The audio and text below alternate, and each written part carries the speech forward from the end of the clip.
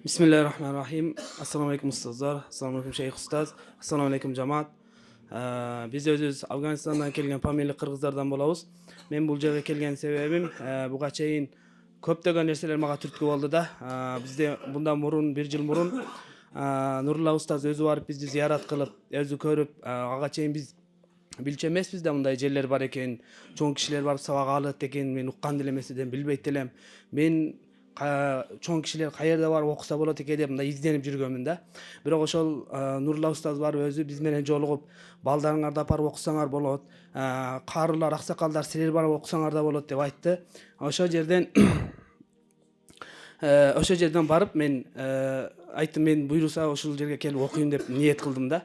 Ошентип 1 жыл, 2 жыл, 1 жыл өтүп кетти. Буга чейин байкем келип окуп кетти, кошуналарымдан окуп кетти, жана кошуналарым балдары ушул медресеге тапшырып, алар окуду, алар жайда каникулда барышты. Алар ушул медресени ушундай айтып берди, мени кызыгуум аябай артты да. Ушул медресеге келип мен да окусам деп ниет кылып жүрдүм. Алла таала ниетимди кабыл кылып, мана келип сиздердин астыңыздарда турам. Ушул жерден билим алдым.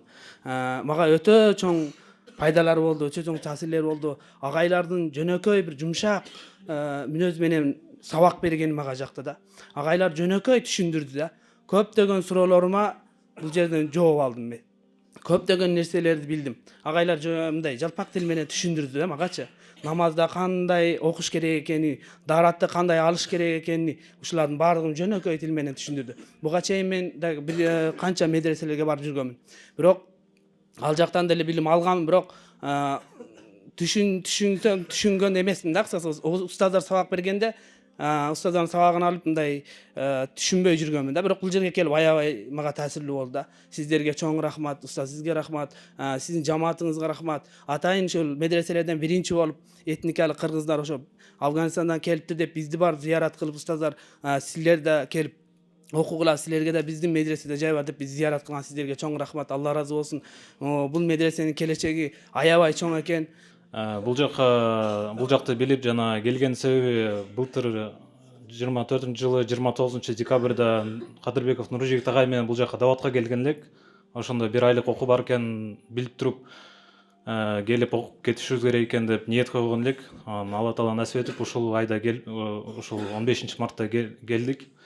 Аябай окуу сонун болду, көп нерсени үйрөндүк. Намаз маселелерин кантип туура дарат алышты, кантип туура намаздын важиптерин 12 фарз бар экен, 14 важип бар экенин үйрөндүк. Кантип туура гусул алышты үйрөндүк. Кантип ошо жаназа намаздарын окууга үйрөндүк. Жана ошондой эле ошо кантип туура үйлөнүштү, кантип туура келин аял алышты үйрөндүк. Үйлөнө элекпиз. Ошо кантип 5000 сом менен тойду бүтүргөндү, 30 000 сом менен тойду бүтүргөндү үйрөндүк. Кантип жашоодо береке келишин агайлар көп сабактар өтүп берди. Ошо Алла ыраазы болсун, көп өзүбүзгө пайдаларды алдык. Жана ошондой эле өзүбүз ниет койдук, барганда мечитке барып каттап, багымдат намазын машварага катышып, бешамалга катышып, жана ошондой эле бул жактан китептерди сатып алдык, пайгамбарыбыздын өмүр баян жана ошондой фазаил амалды үйдө барып ата-энебиз менен жана үй бүлөбүз менен амал кылууга ниет кылдык иншалла. Ошо силерге чоң ыраазычылык билдиребиз. Чоң рахмат.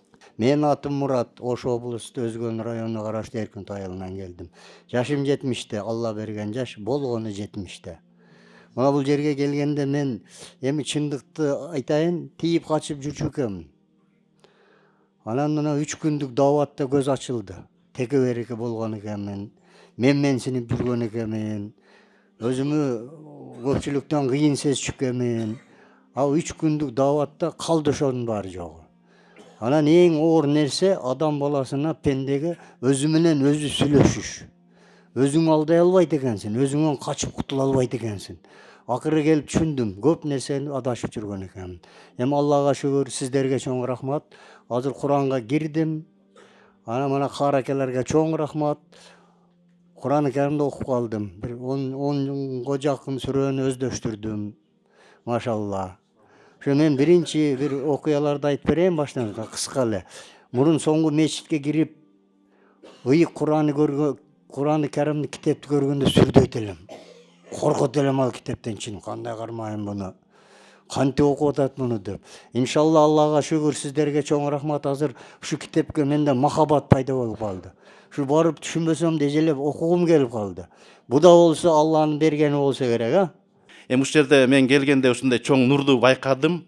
Ушул Нур мечитинде ушундай чоң эбегейсиз зор курулуштар курулуп атыптыр. Ana каркелерди көрүп да жүрөгүм эзилди, ыйладым бизети. Анткени себеби ушундай ааламга ушундай дин таркап атса, ааламдан келип ушул жактан окуйм дегендер ынтызарлардын көбөйүп жаткандыгы, жана Нур медианын дагы тарап атпайбы бүт Кыргызстангачы. Ушундан чоң таасирлерди алып аткан биздин инсандар, кыргыз инсандар ушу баарыбыз тең эле ошол жактан көрүп менен келдик да, маалыматтарды алыпчы. Ошондуктан ушул заманга ыраазы болдум.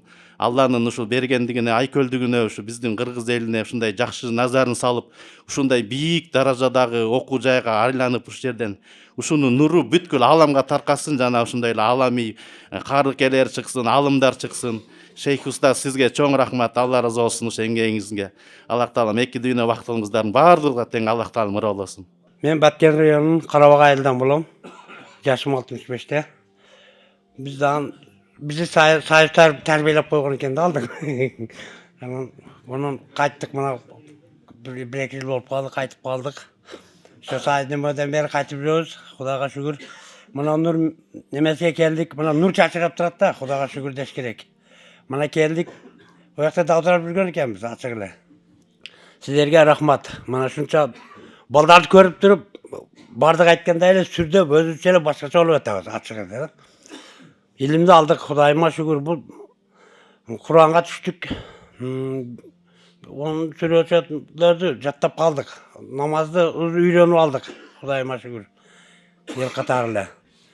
Endi Rıza maqtanıp petetronla yerler eken de. Bu nurunuzlar çaçırap, ağlamga çaçırasın. Neye degende Müslüman bolğanımızdan hem Kırgız bolğanımızga şükür kılam da men.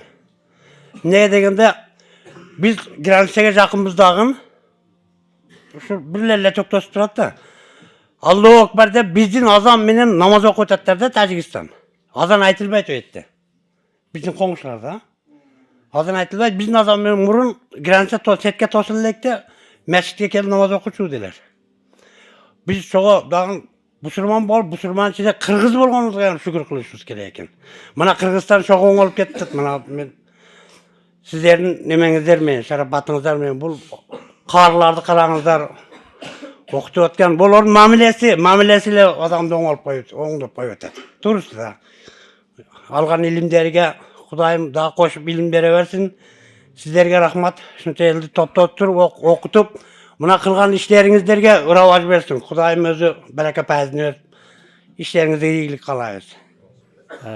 Чындыгында бир ай берекелүү айларда болду. Себеби мурунку учурларда мындай бир ай жумадан жумага өтүп эле бат эле өтүп кетчү эле. Бирок мен үчүн бир ай аябай берекелүү болду. Көп нерсени үйрөндүм. Жашоомдогу таасирлүү нерселер адамдар менен боло эле экен, көпчүлүк менен. Ошол тарбият болот экен. Себеби жамаатта адам тарбияланат экен. Бул жактагы жамааттар тууган болуп калдык, бири-бирибиз менен билип калдык. Бул жакта Нур мечити деп тургандай чындыгында нурлуу экен. Мен ошол YouTube'да ар дайым көрүп турам. Өзүм Нарындык болом, атым Алмаз болот. YouTube'да ар бир чыгарылыштарды, сиздердин баяндарыңыздарды угуп турам. Ошону жашообузга алып келгенге аракет кылам. Анан баягы кыргызда жакшы сөз бар го. Миң уккандан бир көргөн депчи. Чындыгында аябай таасирлүү болду. Ошо жашоомдогу таасирлүү нерселер, ошол мен даватка чыккан учурум болду. Ал жакта Аллах таалам каалап улуулардан мен болуп калыптырмын. Жамаат баягы аракелер атсакал деди. Башында уялып аттым, анан атсакалдык орунду бербей калдык. Бир күндөн кийин уялып аттык эле, экинчи күндөрү уже атсакал болуп алдык, төргө өтүп, машалла. Анан ошо кечинде жатканда бир кызыктай болдук. Кечинде жатканда карке келип кофе даярдап келип туруңуз деди. Мен каякта жатканымды эле билбей калдым чындыгында. Анан келиңиз кофеден ичип алып намазга туруңуз деди. Анан башкача болдум. Эми жашоомдо андай бир кофе алып келип берген эмес эч ким. Аябай бир таасирлүү болуп, анан баягы өзгөчө каракелердин мага таасири бей сөздөрдөн, мындай айтканда дүйнө сөздөрүн алыс экен аябайчы. Мен мындай дүйнө сөзүн сүйлөгүм келип, кээде сөзгө тартып аттым, болбоду. Каракелер Аллах таалам улуктаңыз деди. 20 чейин 25 чейин инфроойлабаттарды берип аттык, аябай жакшы болуп атты. Мен мына дават жөнүндө эчтекени билбек болчумун. Ал жерден көп нерсени үйрөндүм. 20га жакын сүрөн өткөздүм баягы кар балдарга. Намаз толугу менен өткөздүм. Андан тышкары даватка чыктык, гашка чыктык, машвара кылдык. Даваттан эмнени үйрөндүм? Даваттан мен өзүм каршы эдим ушул дават маселеси боюнча. Билбейт элек да мунун пайдалуу жактарын билбейт элек. Бул күндөлүк турмушка да пайдасы бар экен. Жакшылыкка жана жакшылыкка апарат экен, жамандыктан кайтарат экен. Ушул нерселерди үйрөндүк. Андан кийин экинчи жашоо бар экенин үйрөндүк мына. Биз өзү алхамдулилла мусулманбыз дейт, намаз окуйт, 5 маал намаз окуйбуз, оруза тутабыз, зекет беребиз, үшүр беребиз. Бардык шу пайгамбарыбыз айткан нерселерди колдонобуз. Бирок биягын билбейт экенбиз. Ошол нерселерди бардыгын үйрөндүм. Ошондуктан ошол балдарды тарбиялап, ошолорду үйрөткөн, бизди үйрөтүп мына отурган мына дамлага, Усман дамлага, у кишиге жана башка дамлаларга чоң ыраазычылыгымды билдирем. Сиз аркылуу биринчи сизге, кайра сиздин аркаңызда тоодо турган шакирттериңизге узун өмүр каалаймын. Жакшы баягыда айткандай шагирттер чыгарышыңызга тилектешмин. Саламат болуңуздар. Өзүбүз Куранды көптөн бери окуп үйрөнөлү деп жүргөнбүз, бирок үйрөнө албадык элечи. Анан бирден каракелерге рахмат, Алла ыраазы болсун, 3 күндө Куранга салып койду иншалла. Куран окуганды үйрөнүп сыймыктанып атабыз. Жамааттан да Алла ыраазы болсун, ушунча ар кайсы жерден чогулуп келген баарыбыз ынтымакта бир ай өткөрдүк. Ушул устаздарга Алла ыраазы болсун. Устаздар жакшы сабак берди. Мен атым Орозбек, Жалал Абад облусунун Окен районунан келдим. Жашым 27-де. Буга чейин мен Москвада 7 жылда жүрдүм, повар болуп иштеп. Менин жүрөгүмдө өйкөгөн дайыма суроолор болуп жүрдү. Биринчи даватка чыкканда мен эч нерсени түшүнө албай, жүрөктө мындай кандай десем бир ачкалык болуп гана кеткен да. Анан ошентип өзүмдүн айылыма бардым, кайра Москвага кеттим. Ушинтип жүрүп мен акчанын аркасынан чуркап жүрүп өзүмүн карабай коюптум да. Анан бир күн ушундай иште мен ойлогом, элдин баарына жакшы көрүнүп, элди ыраазы кылам деп, ошолордун жумушун аткарып, ошолордун рахматын алып эле жүрөтүм. Көрсө Алланын рахматын үмүт кылышыбыз керек экен да. Анан мен башыма бирөө бир чапкандай ушундай ызаландым. Ошол күнү мен түшүндүм, Алланын рахматысыз биз эч ким эмес экенбиз. Биздин кылган жумуштарыбыз бул жөн гана калып кетет экен. Бизди эч ким эстебейт экен. Ошондон түшүндүм мен да. Бир ай ойлондум.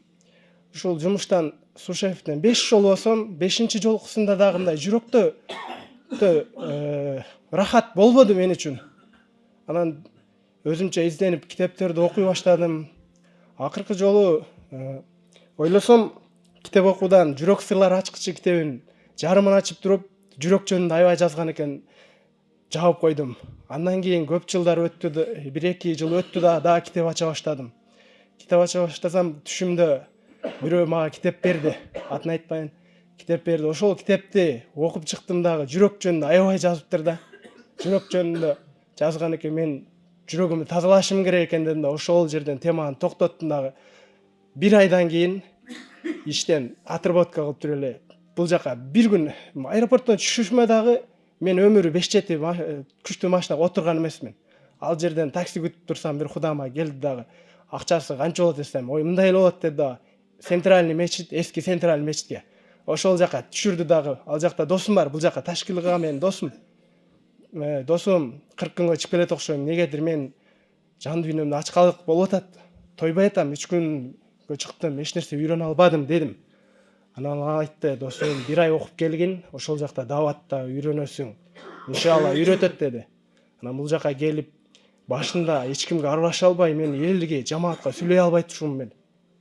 Жалдырап эле бирөөнүн көзүн карап, өз оюмду такыр айта алчу эмесмин. Мектепте 3 окугам. Жашоо бирок мага үйрөттү, сүйлөгөндү. Ушул жерге келип мен ачылып сүйлөөнү үйрөндүм. Устаздардын себеби. Имам сапты мен көргөндө, биринчи көргөндө мындай коркуп болду, кийин коркпой калдым. Себеп инсандан коркпой, Алладан коркконду түшүндүм дагы. Мен аябай көп оорудум бул жерге келгенде. Анан барып имам сап ооруп атам десем, кетесиңби деди. Менин мээме кетесиңби деген ушундай түшүнүк келди. Алла иншалла мен кетпейм дедим. Мен кетпейм дедим. Жүрөктөн чечим чыгардым. Ооруп, кыйналып жүрдүм да Алла ушунча түшүнүк берди. Тамга таанып айтпочумун алиф бааны. 27 күн жүрдүм, жашым 27-де. 27-нчи күнү тамгаларды тапшырып, анан кече эмес, мурунку күнү сиз түштүңүз дегенде менде мындай сушеф болуп иштесем да андай сүйүнүч эч качан болгон эмес, эч жерде болгон эмес.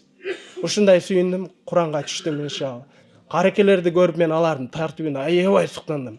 Мен 3 күн чыктым, 3 күн менин жашоомдо андай сезим эч качан болгон эмес.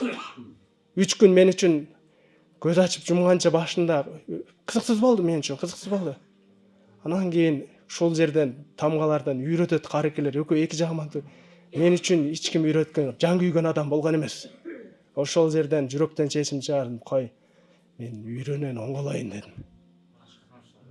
Иншалла ушул жолдо жүрсөк биз күйбөйт экенбиз. Менин көзүм да жетти иншалла. Дайыма бири-бирибизге эскертип, акыретти эскертип, бейишке даяр болуп жашайлык баарыбыз. Устаздар, силерге Алла ыраазы болсун. Мен бул жерге келип, жүрөгүмдөгү жай тапты десем толук айта алам. Буга чейин мындай эч бир жерден мындай жамаат, мындай бир туугандыкты көргөн эмесмин.